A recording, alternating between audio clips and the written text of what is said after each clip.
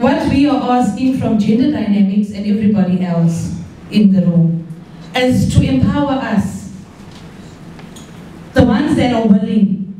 Don't waste money going to go change mind frames. Use the ones that have been changed already. People do not know. So the empowering needs to start better demand their services. In conclusion, I would like to suggest that most of the barriers, the biggest barriers to quality of care are around mindsets.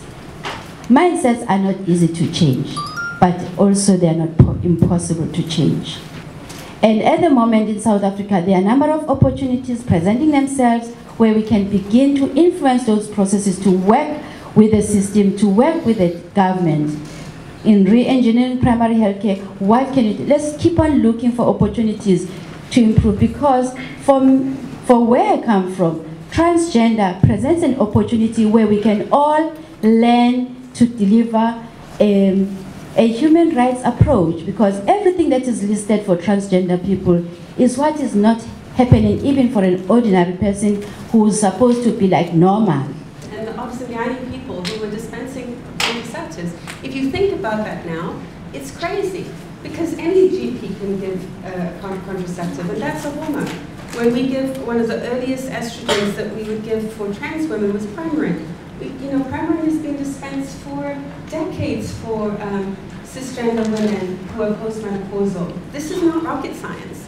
I mean, you have the medications, and the side effects for a postmenopausal woman on Premarin and a trans woman on Premarin are exactly the same. There's no difference. So I think it's more a comfort level. And I just want to say what she's saying, it's so true. Because now, even in our townships, there is nothing done about transgender people. And I know personally, I try to go to my clinic and I try to ask the sister who was in charge there if we could have programs for transgender people. What she told me is that, she said, I don't think there are such people in the world. It was very sad. All we're talking about is people. And we have to get to a values stage. We have to talk about the value of human beings. And just because a human being has a difference doesn't mean they have value. And I think that's part of the dialogue that we have to reach people with as we try to roll out information that is new and different. People say, well, I don't really want to hear about that. There are no people like that. When someone says there are no trans people, it means they don't want to hear about it. And what we have to do is get around that resistance and find some way that speaks to a need that person has. And values may be part of it. So that's just a suggestion. And PLHIV. And what we found was that the principle that we followed was to put the populations with whom we were going to work with at the center of the planning, design, and response. And I think that is very key. This has come out.